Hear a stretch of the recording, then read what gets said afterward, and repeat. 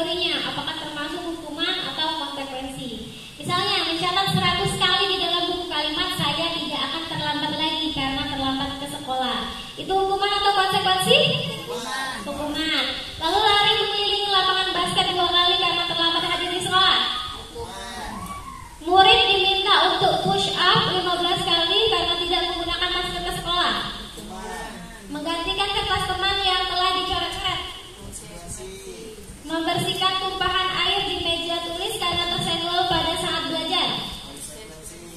Murid disuruh untuk mengenakan sepatu seharian di sekolah karena tidak mengenakan sepatu hitam. Lari mengelilingi lapangan basket 2 kali karena terlambat 10 menit untuk pelajaran PJOK. Hukuman yakin?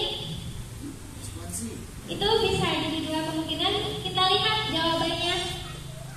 Nah, ini ya. Jadi mencatat 100 kali dalam buku kalimat saya tidak akan terlambat itu hukuman, betul. Lari mengelilingi lapangan basket 2 kali karena terlambat hadir sekolah itu hukuman. Push up juga hukuman. Mengganti kertas itu konsekuensi. Membersihkan tumpahan air itu konsekuensi.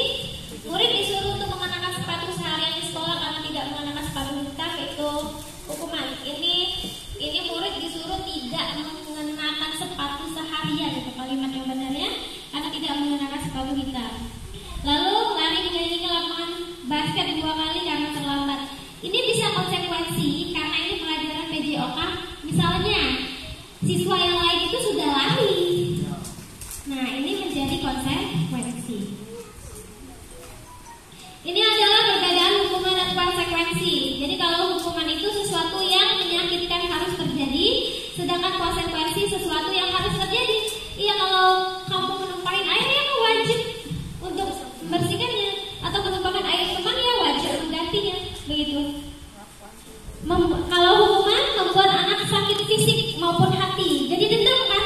Misalnya aja, anak itu terlambat datang ke sekolah 10 menit misalnya terlambat, disuruh sama gurunya baca Quran.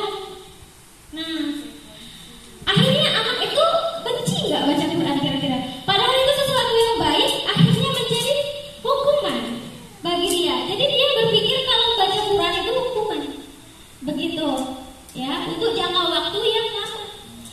Nah, kalau konsekuensi membuat anak merasa tidak nyaman dalam waktu jangka pendek. Misalnya aja dia berantem, kancing baju temannya lepas, dia disuruh jahit, ya konsekuensinya jahit. Dia hanya merasakan tidak nyaman saat itu saja dan jangka waktu pendek, gitu. Atau mungkin karena dia teledor, dia menumpahkan air di dalam kelas, dia disuruh mengepel. Nah, itu ada konsekuensinya. Dan tidak nyamannya itu hanya saat membersihkan itu saja. Tapi kalau misalnya anak tersebut mengotori lantai, misalnya membasahi lantai, lalu kita suruh anak tersebut lari keliling lapangan 10 kali, akhirnya dia sakit fisik dan juga sakit hati, dan dalam jangka waktu yang lama. Bisa-bisa anak tersebut dendam dengan kita karena hal tersebut. Lalu anak membenci kedisiplinan karena hukuman. Jadi anak benci disiplin. Akhirnya dia berpikir, oh aturan itu harus dilanggar, karena dia benci dengan kedisiplinan. Nah, kalau konsekuensi anak menghargai disiplin. Kalau hukuman sifatnya paksaan, kalau konsekuensi sifatnya stimulus dan tanggapan. Lalu hukuman mendorong anak untuk menyakiti diri sendiri, sedangkan konsekuensi mendorong anak agar mudah menyesuaikan diri. Lalu hukuman itu konsep diri yang buruk, dan konsekuensi itu konsep diri yang baik, gitu. Nah, kalau hukuman anak merasa marah, rasa bersalah, dipermalukan, misalnya disuruh nyanyi di depan orang ramai sudah upacara karena tidak lengkap, misalnya tidak pakai topi, akhirnya dia merasa malu, gitu. Jadi dihukum oleh hukuman. Kalau konsekuensi hanya kehilangan hak, dibuat tidak nyaman untuk sebentar saja, lalu diasingkan untuk sementara waktu, tidak untuk dalam jangka waktu yang lama.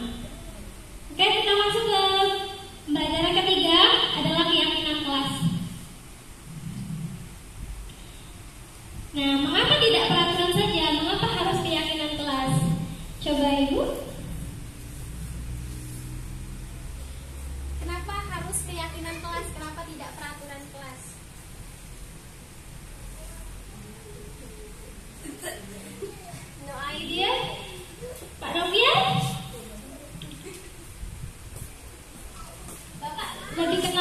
peraturan atau keyakinan? Peraturan. Peraturan. Kalau Bapak? Peraturan. Oke, ya. Jadi memang masih akrab dengan istilah peraturan ya, bukan dengan keyakinan. Nah, ini ada beberapa pertanyaan pemantik. Mengapa kita memiliki peraturan harus menggunakan helm bila mengendarai kendaraan roda 2? Apa yang melintas dari pikiran Bapak Ibu?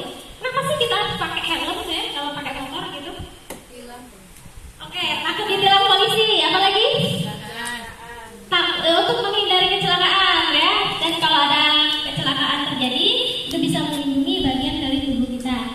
Oke, mengapa kita memiliki peraturan 3M? Menggunakan masker, mencuci tangan, dan menjaga jarak 1,5 meter. Ini kejadiannya saat jaga kesehatan. Oke, kita lanjutkan.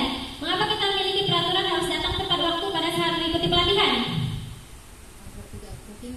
Agar tidak ketinggalan. Oke. Kita lanjutkan. Nah, jadi ruang lingkup budaya positif itu adalah bagian terbesarnya. Mengecil lagi ke dalam lingkungan positif, mengecil lagi ke dalam keyakinan kelas, dan yang paling kecil adalah peraturan kelas. Yang kita sudah tahu selama ini adalah peraturan kelas. Ternyata peraturan kelas itu bisa dikembangkan lagi menjadi keyakinan. Keyakinan bisa dikembangkan lagi menjadi lingkungan positif. Dan ya, melalui lingkungan positif akan menjadi budaya positif. Pertanyaannya, mengapa keyakinan kelas, kenapa tidak peraturan kelas saja? Nah, pertanyaannya diulang lagi ini. Kenapa tidak peraturan?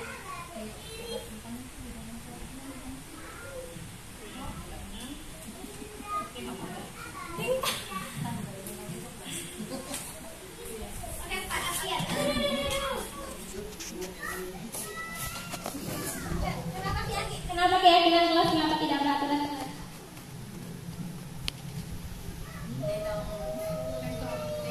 Kalau keyakinan mengandung nilai kebajikan, kalau peraturan sifatnya memaksa.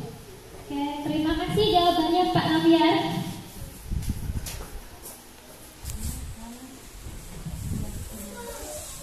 Oke, mengapa kita memiliki peraturan tentang penggunaan helm saat mengendarai? Ya, lalu mengapa ada peraturan dilarang merokok di sekolah? Coba, kira-kira mengapa sih? Ya, tadi sudah dijawab oleh Ibu Heni, katanya untuk mencegah kecelakaan gitu, untuk mengikuti peraturan. Kalau peraturan dilarang merokok, kenapa?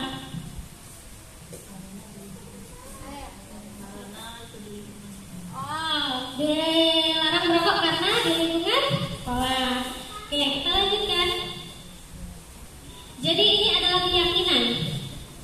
Keyakinan adalah nilai-nilai keselamatan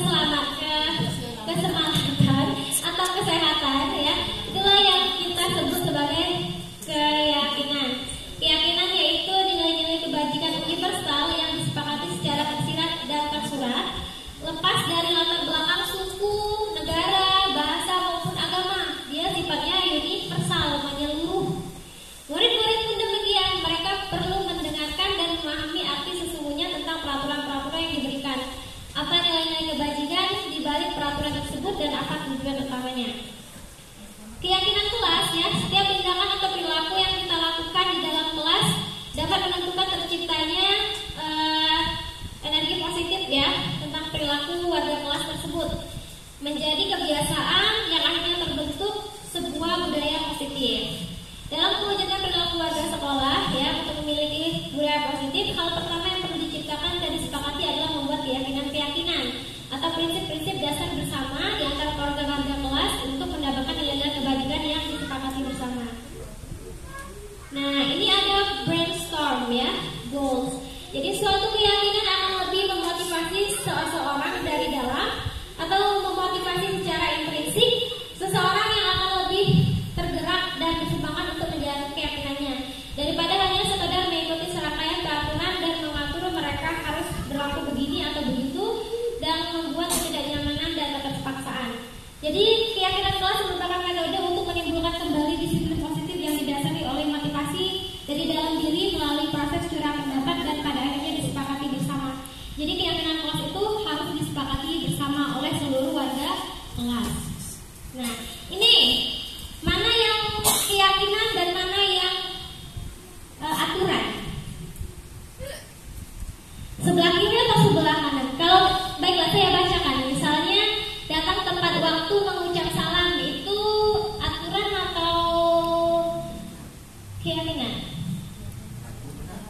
Aturan ya. Menjaga kebersihan sekolah. Nah, kalau misalnya kami murid yang semangat belajar, ya, kami guru dan murid saling menyayangi. Ya, kami murid yang peduli dengan teman-teman. Oke, ya, betul sekali ibu-ibu ya. Kita lanjutkan. Jadi ada kegiatan pendalaman keyakinan kelas dalam wujud tabel T dan tabel Y gitu. Jadi bentuknya kayak Y begitu dan tabel T bentuknya seperti T. Yang pertama itu format, jadi meyakini bahwa sangat penting. Lalu bekerja itu kenapa dia penting untuk mengerjakan segala pekerjaan, lalu diterima atau dimiliki. Kita lihat ini. Jadi ini contohnya ya, hormat misalnya yang mendengar, ya, yuk saya bantu, begitu. Atau kita bisa selesaikan ini bersama. Tolong ya, permisi. Itu yang terdengar. Itu yang terdengar di telinga, yang bisa didengar.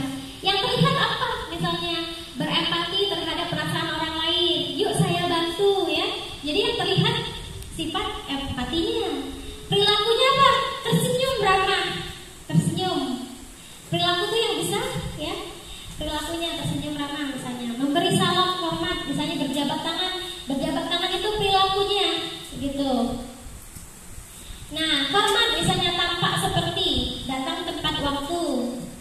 Ya, yang terlihat itu yang tampak ya, datang tepat waktu. Yang tidak tampak sering hadir terlambat.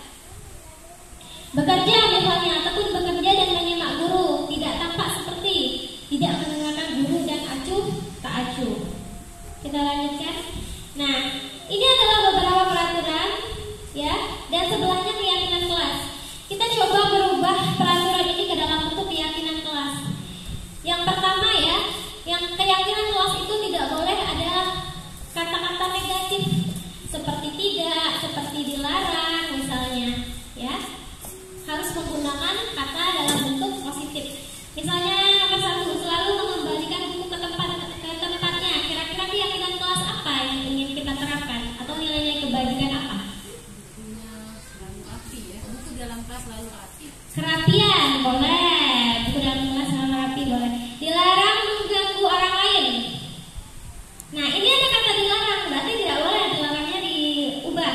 Kata lain, dilarang mengganggu orang lain, kira-kira apa? Saling. Ayo boleh, Pak Novian. Saling menyayangi boleh.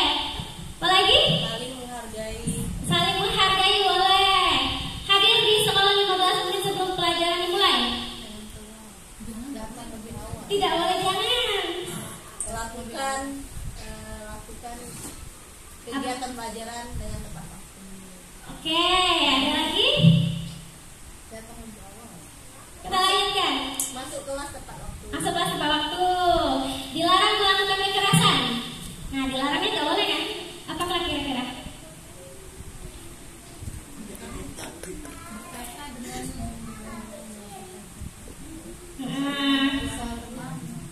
Boleh. Dilarang menggunakan narkoba. Jangan. Apa misalnya? Atau bergantian menunggu giliran. Kalau gunakan masker, kira-kira apa nilai kebajikannya? Kalimat keyakinan kelasnya, gunakan masker. Jaga kesehatan. Iya, menjaga kesehatan boleh. Jangan berlari di kelas atau koridor. Hati-hati. Oke, ini dia ya. Jadi keyakinan kelasnya itu selalu kembalikan buku ke tempatnya, itu tanggung jawab. Dilarang mengganggu orang lain, ada yang menghormati orang lain ya. Hadir tepat waktu itu menghormati orang lain atau berkomitmen. Bisa saja ya, karena saya sayang kepada teman-teman di kelas saya, jadi saya hadir tepat waktu. Atau karena saya menghargai teman saya dan saya menghargai guru saya misalnya, jadi saya hadir tepat waktu. Jadi Lalu dilarang menggunakan kekerasan, misalnya karena keselamatan ya menghormati orang lain. Dilarang menggunakan narkoba, jadi nilai kebajikannya itu kesehatan. Bergantian menunggu giliran, menghormati orang lain. Jadi karena saya menghormati orang lain, makanya saya mengantri sesuai giliran, tidak menyerobot saya saja. Menggunakan masker itu untuk kesehatan, keselamatan.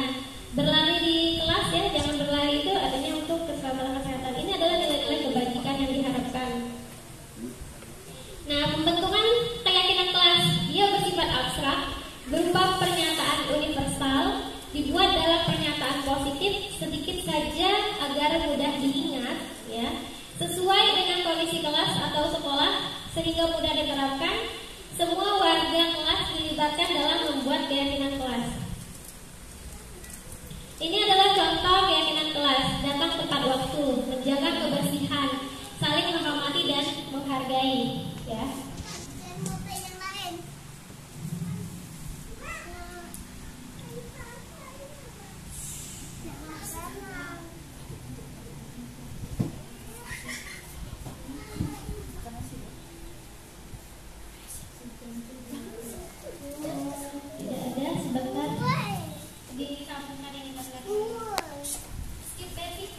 Ini adalah bentuk kesepakatan kelas 1 ya. Misalnya menunjukkan sikap saling menghormati dan bersikap satu sama lain, menjaga fokus dan aktif mendengarkan. Kemudian masuk kelas dengan mempersiapkan segala hal yang dibutuhkan, mengangkat tangan jika ingin bertanya, mengumpulkan tugas tepat waktu, menjaga ruangan kelas bersih dan rapi. Nah, ini bentuk kosong kesepakatan kelas. Coba Bapak dan Ibu buat kesepakatan kelas yang ingin Ibu terapkan di kelas Bapak Ibu masing-masing.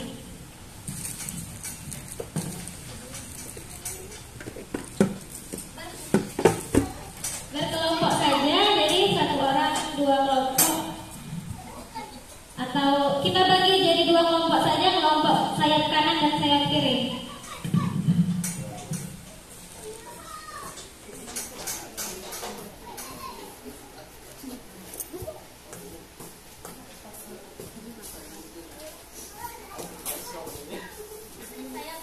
Sayap kanan dan sayap kiri. Singkat saja.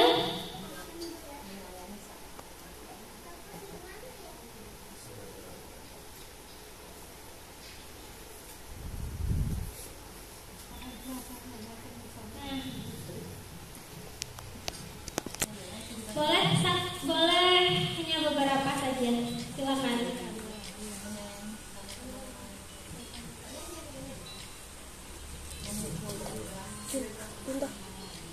Tadi ingat ya, dalam membuat kesepakatan kelas itu tidak boleh menggunakan kata yang negatif ya, seperti dilarang, jangan, begitu. Yang harus kita tonjolkan adalah nilai kebajikan universal yang ingin kita terapkan. Itu yang harus kita tonjolkan. Nilai kebajikan tadi seperti apa? Kebersihan ya. Lalu saling menghormati, menghargai, begitu.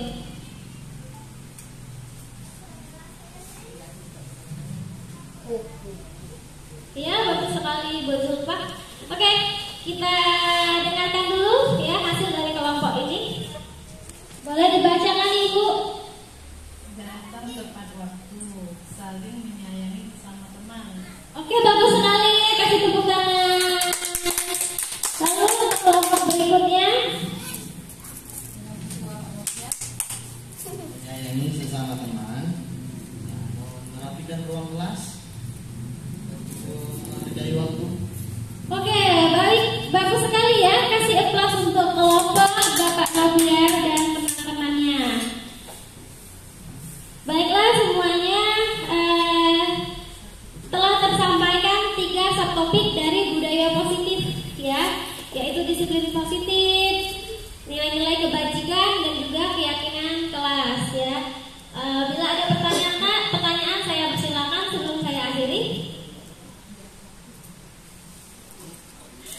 Oke, bagaimana perasaannya Bapak Ibu?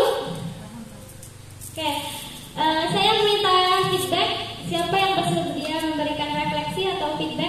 Apa tanggapannya mengenai diseminasi yang telah saya lakukan ini? Siapa yang ingin berbicara?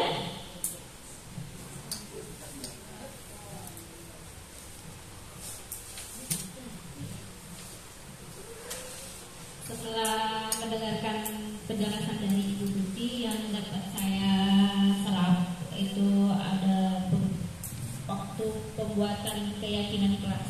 Nah, kami kan baru tahu bagaimana cara membuat keyakinan kelas. Dengan penjelasan dari Ibu Tuti tadi, kami semakin mengetahui bagaimana cara membuat keyakinan kelas itu dengan baik.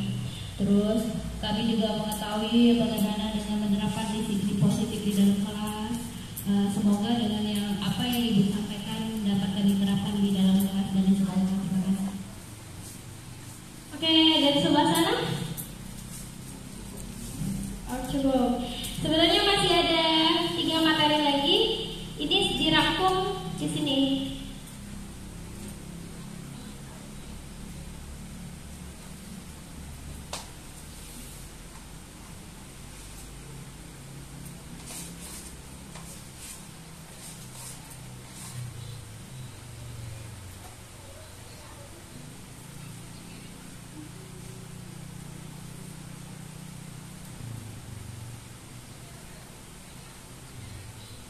Nah, ya, masih ada materi seperti kebutuhan 5 kebutuhan dasar manusia. Jadi anak-anak yang menurut kita itu nakal, mungkin ada kebutuhan dasarnya yang tidak terpenuhi. Ya, misalnya dia inginnya kebebasan, tapi karena di dalam kelas mereka tidak bisa bebas, akhirnya mereka membuat masalah. Misalnya seperti itu. Lalu untuk hal-hal yang timbul ya dari masalah kebutuhan dasar ini akan berdampak kepada posisi kontrol kita sebagai guru. Andai kata misalnya ada anak yang datangnya terlambat, lalu kita hukum, disuruh lari, artinya kita bersifat sebagai penghukum, begitu. Dan yang terbaik itu adalah manajer ya, manajer dengan menggunakan penerapan segitiga restitusi. Ada 3 tahapan: menstabilkan identitas, validasi kebutuhan, dan menanyakan keyakinan. Nah, semua ini akan dilanjutkan oleh teman calon guru penggerak saya, Ibu Eriska Hadayani. Skip dulu. Oke, sebelum kita lanjutkan materinya, ice breaking dulu Bapak Ibu agar kita lebih refresh. Oke, silakan berdiri. Ice breaking dulu, silakan berdiri. Silakan semuanya berdiri. Mohon kesediaannya untuk berdiri. Jadi ini adalah untuk melatih fokus kita ya, melatih fokus kita. Kalau misalnya saya bilang atas, artinya tangannya ke bawah. Nah, kalau saya bilang kanan, artinya tangan kiri. Nah, kalau saya bilang kepala, artinya memegang lutut. Kalau saya bilang lutut, artinya pegang kepala. Jadi ya, kalau saya bilang kiri, artinya tangan kanan. Kalau saya bilang bawah, tangan bawah, artinya tangannya ke atas. Bisa dimengerti? Siap? Ya. Atas.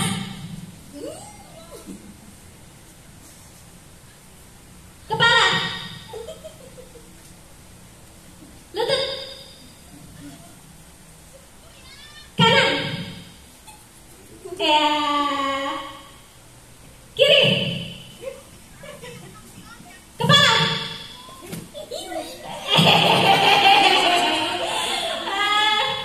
Kepala. Iya. Iya. Lutut. Iya, betul. Kanan. Kiri. Oke, terima kasih. Silakan duduk kembali. Ya, itu ice breaking untuk menjaga konsentrasi ya.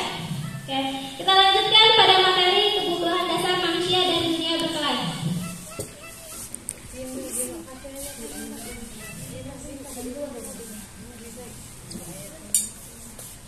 Jadi kebutuhan dasar manusia ya, kebutuhan dasar manusia adalah seluruh tindakan manusia memiliki tujuan tertentu. Semua yang kita lakukan adalah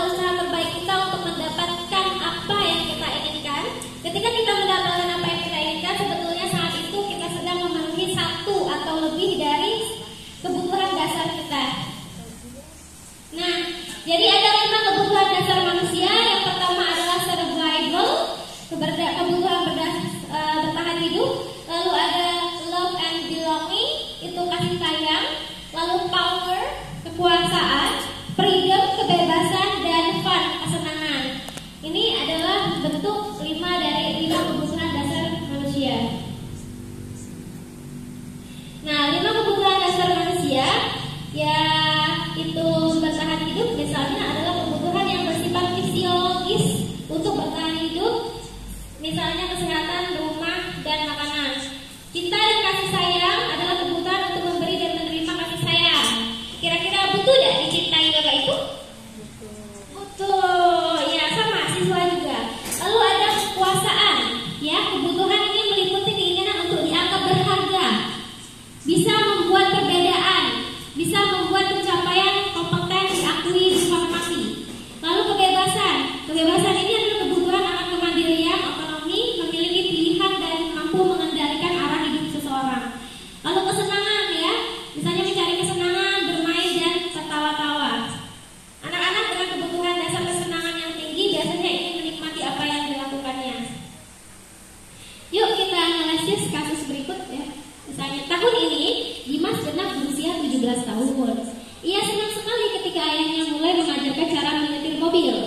Setiap akhir pekan ia berlatih menyetir. Ia terlihat senang sekali berlatih sampai akhirnya ia bisa menyetir mobil dengan baik dan lancar. Ketika ibunya bertanya pada Dimas apa yang membuat dia ingin bisa menyetir mobil, ketika jawaban Dimas adalah seperti ini, ya, kebutuhan apa yang ingin dia penuhi? Kira-kira apa jawaban Dimas? Kira-kira apa jawaban Dimas? Kebutuhan apa yang ingin dia penuhi? Oke. Kesenangan. Kesenangan. Ini ya, jawabannya aku merasa bangga dan keren. Kira-kira apa? Kesenangan, ya. Biar bisa jalan-jalan naik mobil sama temanku. Senang-senang. Senang-senang. Menyetir mobil itu seru. Bahagiaan. Kesenangan. Kesenangan. Oke, kita lihat ya kebutuhannya. Ini dia, nah, aku merasa bangga dan keren. Artinya penguasaan, ya, power. Lalu bisa jalan-jalan naik mobil sama teman-temanku, kasih sayang dan diterima. Karena dia sayang sama temannya, dia ingin mengajak teman-temannya jalan-jalan naik mobil. Lalu menyetir mobil itu seru, merupakan kesenangan. Lalu apa yang terjadi apabila salah satu kebutuhan dasar anak tidak terpenuhi? Ya, ketika seorang murid melakukan suatu perbuatan yang bertentangan dengan nilai-nilai kebajikan atau melanggar peraturan, hal ini sebenarnya dikarenakan mereka gagal memenuhi kebutuhan dasar mereka. Nah, ibu guru bilang, aku tidak boleh bersenandung sewaktu mengerjakan tugas. Katanya kelas harus tenang, tidak ada suara. Padahal kan aku suka senang dan bernyanyi. Aku suka dan senang bernyanyi. Kira-kira kebutuhan apa, Bu, yang tidak terpenuhi oleh anak tersebut? Dia senang. Kesenangan. Oke, pertanyaan kedua. Ibu guru tidak menyapaku hari ini, padahal aku pakai jepit rambut baru. Kira-kira apa, Pak? Kebutuhan dasar yang belum terpenuhi. Oke, kasih sayang. Aku bosan. Masa belajarnya cuma gitu-gitu aja? Dengerin ibu guru aja. Kira-kira apa, Pak? Kebutuhan Kekuasaan boleh. Aku sebel gambarku tidak rapi. Malah ibu guru menunjukin ke teman-temanku di depan kelas. Aduh, kira-kira apa ya? Kebutuhan dasar apa?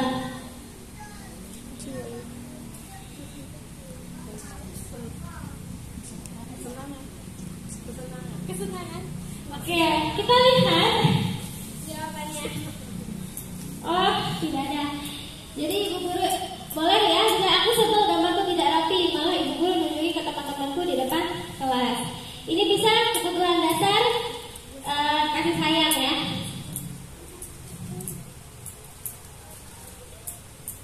Nah, ini 5 posisi kontrol: penghukum, pembuat rasa bersalah, teman, pemantau, dan manajer.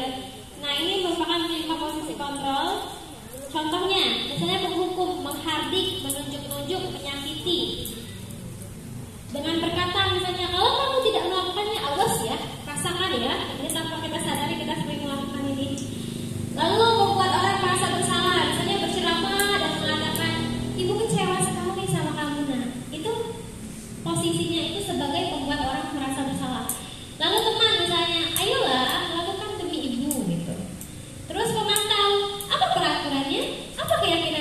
berusaha melanggar, artinya dia bertindak sebagai pemantau.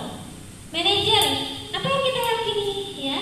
Kalau manajer akan melakukan pertanyaan-pertanyaan seperti apa yang bisa kau kerjakan untuk memperbaiki masalah ini? Manajer berusaha untuk mencari solusi, ya, menguatkan pribadi. Jadi murid meletakkan dirinya sebagai individu yang positif dalam dunia berkualitas. Oke, kira-kira posisi kontrol apa ini? Dari pertanyaan ini, saya kecewa sekali dengan kamu. Apa kira-kira?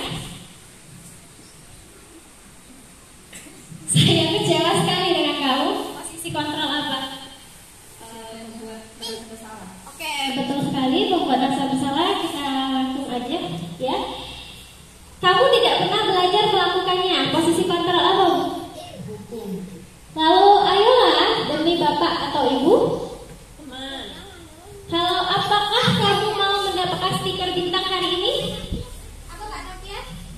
Pemantau. Bagaimana kamu bisa menyelesaikan masalah ini? Manajer, kamu selalu paling terakhir.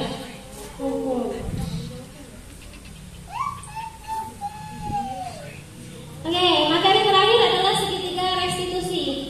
Nah, apa itu restitusi? Restitusi adalah proses menciptakan kondisi bagi murid untuk memperbaiki kesalahan mereka, sehingga mereka bisa kembali pada kelompok mereka dengan karakter yang lebih kuat. Restitusi juga merupakan proses kolaboratif yang mengajarkan murid untuk mencari solusi untuk masalah mereka. Jadi, untuk sejauh ini ya, restitusi adalah yang terbaik dilakukan untuk siswa. Karena dengan menggunakan segitiga restitusi ini ya, kita bisa menguatkan karakter mereka dan juga ya mencari solusi. Mereka sendiri yang mencari solusi atas masalah yang telah mereka lakukan. Ini identitas gagal dan identitas sukses. Jadi kalau hukuman itu negatif, konsekuensi netral, dan restitusi positif. Ciri-ciri restitusi bukan untuk menebus kesalahan, namun untuk belajar dari kesalahan. Memperbaiki hubungan, tawaran bukan paksaan. Restitusi menuntut untuk melihat ke dalam diri. Restitusi mencari kebutuhan dasar yang mendasari tindakan. Restitusi diri adalah cara yang paling baik. Restitusi fokus pada karakter bukan tindakan. Restitusi fokus pada solusi. Restitusi mengembalikan murid yang berbuat salah pada kelompoknya. Nah, ini merupakan segitiga restitusi yang bisa kita terapkan di dalam kelas misalnya, ya. Dalam menstabilkan identitas. Jadi kalau ada anak bermasalah itu distabilkan dulu. Stabilkan dulu, jangan langsung dijudge, jangan langsung dihakimi. Salah nian misalnya kayak gitu. Nakal nian, tidak boleh. Yang pertama dilakukan harus distabilkan dulu identitas dengan menerapkan nilai-nilai kebajikan, bahwa setiap orang pasti pernah melakukan kesalahan. Jadi anak itu bukan satu-satunya yang pernah melakukan ini. Jadi kita stabilkan dulu identitasnya. Kemudian validasi kebutuhan. Kenapa dia melakukan kesalahan tersebut? Misalnya butuh kasih sayang tahunya, misalnya dengan pertanyaan, kamu tentu punya alasan mengapa melakukan ini. Mungkin dia bosan. Saya bosan bu dengan pelajari ibu katanya. Pelajari itu aja. Artinya dia bosan kan? Dia butuh kesenangan. Atau karena dia sering tidak maju ke depan, saya bosan bu karena saya tidak diberi kesempatan untuk menjawab pertanyaan kalau maju ke depan. Artinya dia ingin kekuasaan, dia ingin diakui begitu. Lalu yang terakhir adalah menanyakan keyakinan, nilai-nilai apa yang telah kita sepakati. Kita tanyakan, jadi apa yang kamu lakukan itu apakah melanggar keyakinan kelas kita? Kita tanyakan, keyakinan kelas apa yang telah kita langgar, yang kamu langgar gitu. Setelah tahu salahnya apa, keyakinan apa yang dilanggar, lalu kita tawarkan solusi. Apa yang bisa kamu lakukan untuk memperbaikinya? Nanti anak itu sendiri ya akan memberikan solusinya. Kalau misalnya dia merusak barang temannya, dia akan memperbaiki. Saya akan memperbaiki misalnya sepatu teman saya yang sudah saya coret misalnya begitu. Lalu dia kan apalagi misalnya saya akan minta maaf kata anak tersebut. Nah ini ya. Jadi pada saat penstabilan identitas, guru berkata berbuat salah itu hal yang manusiawi, tidak ada manusia yang sempurna.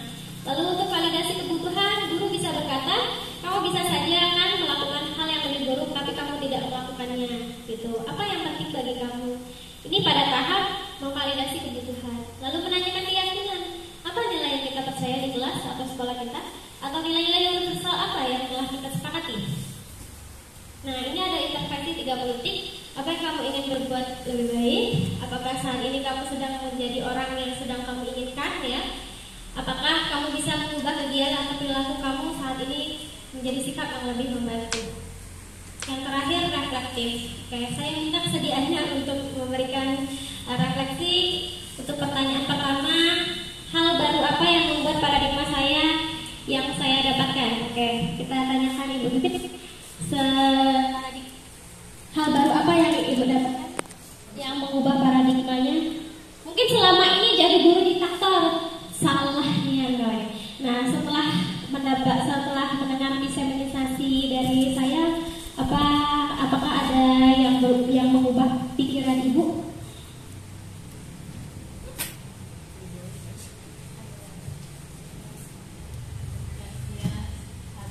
Ada dari penjelasan tadi ingin saya ubah paradigma itu.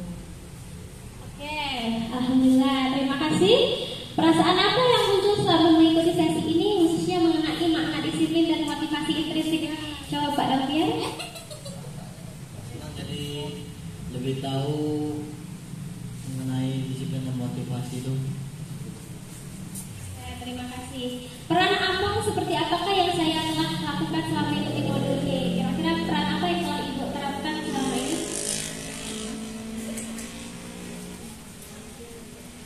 Posisi kontrol apa yang telah Ibu terapkan misalnya? Lalu setelah mendengarkan diseminasi dari saya, posisi kontrol apa yang menurut Ibu terbaik dan ingin Ibu lakukan?